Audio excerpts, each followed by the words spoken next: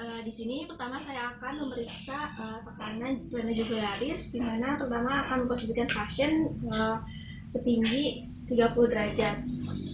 Dan kemudian bagian kepala pasien itu diberikan bantal untuk nantinya merelaksasi otot dari sternocleidomastoid. Nah, kemudian meminta pasien untuk menengok ke bagian sebelah kiri. Bisa menengok ke sebelah kiri. Kemudian melihat bagian vena jugularis dari pasien.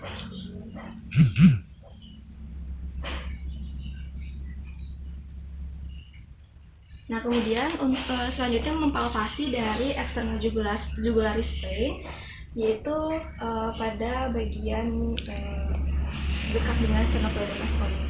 Dan kemudian juga mengecek pulsasi dari internal jugular vein, dan apabila untuk internal jugular vein tidak dapat terasa pulsasinya, maka bisa menggunakan external jugular vein.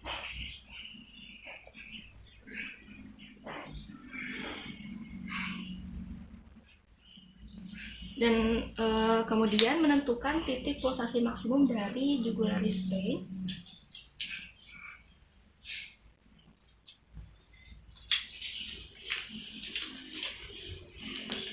Dan meletakkan penggaris segitiga pada bagian sudut sternum.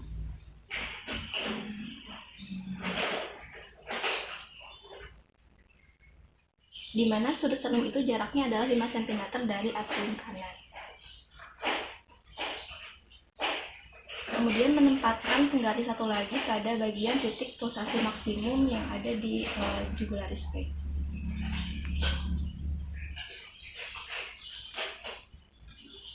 Kemudian mengukur jarak vertikal dari bagian sudut sternum, yaitu jaraknya sekitar 1,5 cm. Dan untuk hasil pemeriksaan tekanan vena jugularis yaitu 5 cm dari atrium kiri ditambah dari atrium kanan ditambah dengan jarak vertikalnya yaitu 1,5 cm, sehingga totalnya adalah 5 ditambah 1,5 yaitu 6,5 cm H2O. Ya, saya akan melakukan pemeriksaan arteri karotis, di mana nantinya saya akan memeriksa amplitude dan juga kontur dari arteri karotisnya, dan juga nanti akan menilai apakah adanya getaran halus ataupun adanya bleed pada bagian arterinya. Nah, untuk pemeriksaan bagian arteri kanan itu saya akan menggunakan tangan bagian kiri, sedangkan untuk arteri bagian kiri akan saya gunakan tangan kanan untuk mempalpasinya.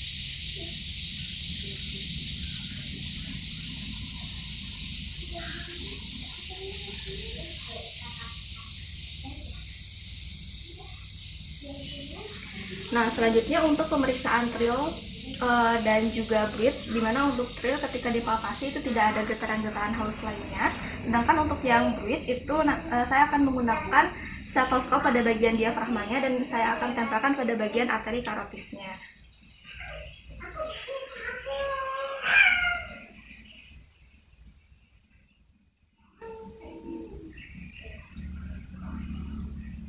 Saya tarik nafas, Pak. Tahan. Tarik nafas. Tahan. Setelah diauskultasi tidak terdengar suara bleed pada bagian arteri karotisnya, oleh karena itu pasien dalam keadaan normal. Ya, saya akan mempalpasi bagian arteri brachialis dari pasien, yaitu pertama-tama memposisikan tangan pasien dalam keadaan ekstensi dan juga direlakskan ya Pak. Dan kemudian telapak tangannya menghadap ke atas, lalu saya akan mengfleksikan terlebih dahulu untuk relaksasi dari otot pasiennya, dan kemudian saya akan mempalpasi pada bagian medial dari tendon bicep pasien, yaitu di mana itu terdekat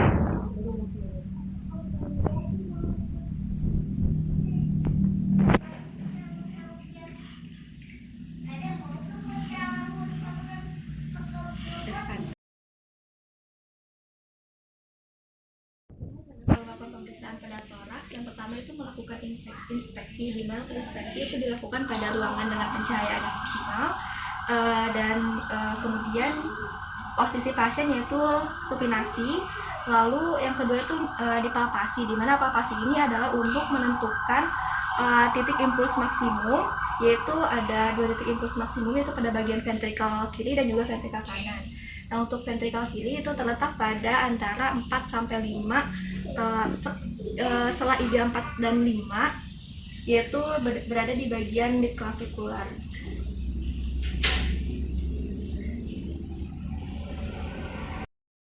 Saya akan menentukan titik pulsasi maksimum pada bagian ventrikal kanan, yaitu meletakkan ujung jari saya pada bagian sela iga 3, 4, dan 5.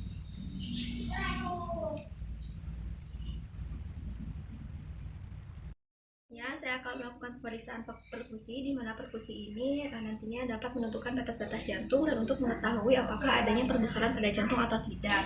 Nah, untuk menentukan batas kiri dari jantung, yaitu perkusi dimulai dari arah lateral ke bagian medial, dan letak batas jantung kiri itu terletak pada bagian linea midclavicularis kiri. Di mana batas jantung sendiri yaitu terjadi perubahan suara dari suara sonar ke suara pekak.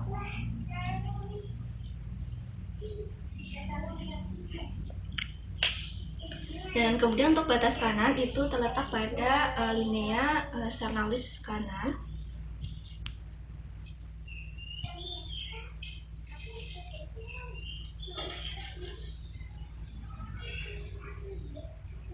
Dan kemudian untuk batas atas dari jantung itu berada di sela iga kedua.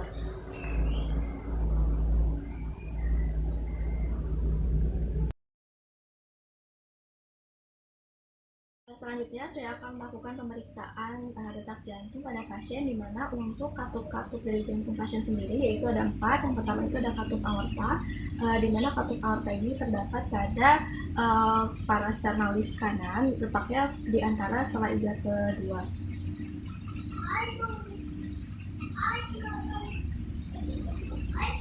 Nah, kemudian saya akan mengauskulasi dari katup pulmonari berada pada sela iga kedua di parasternalis kiri.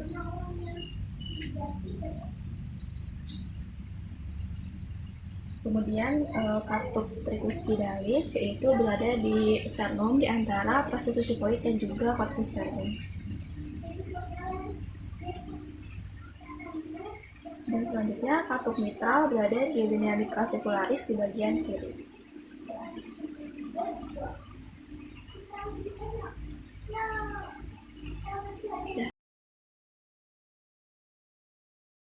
Pemeriksaan detak jantung sendiri, di mana untuk suaranya itu ada 4 jenis suara, ada S1, S2, S3, dan S4.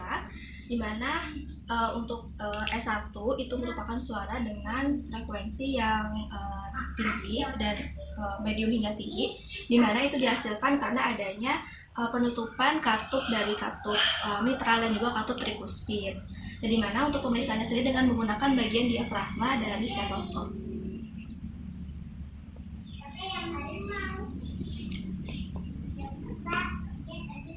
Dan kemudian untuk S2 itu merupakan suara dengan frekuensi tinggi yang dihasilkan karena ada penutupan katup pada bagian katup aorta dan juga katup pulmonari. Nah, di mana pemeriksaannya juga sama, itu dengan menggunakan bagian diafragma dari stetoskop.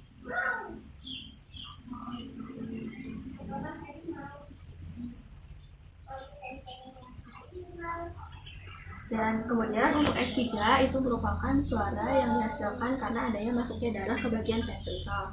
Dan di mana suara S3 ini merupakan suara berfrekuensi rendah. Oleh karena itu untuk pemeriksaannya dengan menggunakan bagian bel dari stetoskop. Dan untuk pemeriksaannya sendiri biasanya dilakukan pada bagian apex jantung, di mana pada bagian apex ini merupakan bagian dengan suara yang tertinggi. Dan suara S3 ini biasanya terjadi antara suara S1 dan S2. Namun pada pasien tidak terdengar suara S3, oleh karena itu dalam keadaan dan kemudian untuk suara S4 itu merupakan suara yang dihasilkan karena kontraksi dari atrium, di mana S4 ini merupakan suara yang terjadi pada antara fase diastolik dan fase sistolik atau disebut dengan fase presistolik. Dan pemeriksaannya juga sama dengan menggunakan bel garis stetoskop, yaitu pada bagian apex jantung.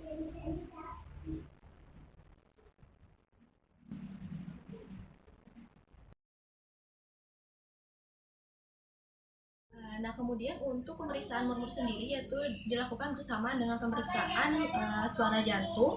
Nah, di mana suara murmur ini ketika suara murmur ini terdengar, maka harus diidentifikasi. Yang pertama itu adalah waktunya.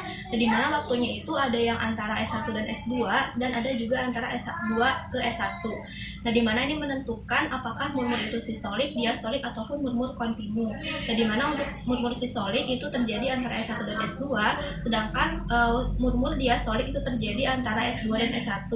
Nah, sedangkan untuk murmur kontinu itu terjadi dari S1 kemudian memuncak pada S2 dan kemudian akan menurun kembali menuju ke bagian S1. Yang kedua itu kita harus menentukan bentuk dari atau konfigurasi dari murmur itu sendiri. Nah, di mana konfigurasinya itu adalah menentukan intensitas dari waktu ke waktu. Nah, di mana ada yang disebut dengan crescendo murmur, di mana ini intensitas itu akan meningkat. Kemudian ada decrescendo yang menurun, kemudian ada crescendo decrescendo di mana itu meningkat kemudian menurun, dan juga ada yang plateau atau yang konstan. Dan kemudian yang ketiga itu kita harus menentukan lokasi dari murmurnya sendiri, di mana untuk lokasinya sendiri itu nantinya menentukan apakah murmurnya ini terjadi pada bagian katup sebelah katup aorta ataupun pada bagian katup mitral. Nah, di mana pada bagian ketika ada murmur pada bagian apex, oleh karena itu maka terjadi murmur pada bagian katup mitralnya. Sedangkan ketika ada murmur pada bagian base dari jantung, itu maka nanti akan terjadi murmur pada bagian katup aortanya.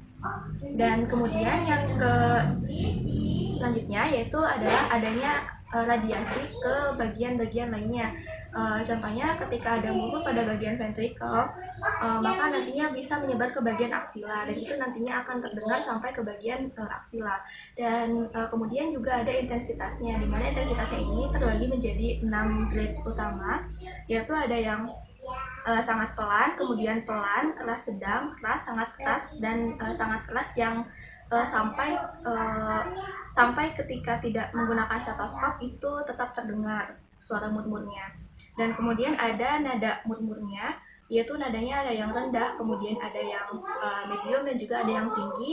Lalu juga ada kualitas dari murmurnya, yaitu ada yang berbunyi seperti bergemuruh, kemudian juga ada yang berbunyi seperti bertiup, kasar, ataupun yang musikal. Nah, selanjutnya melakukan pemeriksaan pada bagian ekstremitas, di mana ini untuk menentukan apakah adanya pitting edema atau tidak.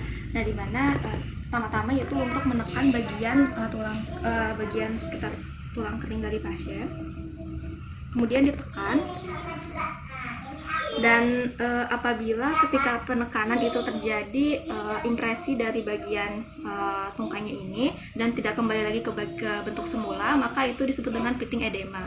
Sedangkan pada pasien tidak terjadi pitting edema, oleh karena itu tidak ada kelainan pada bagian jantung.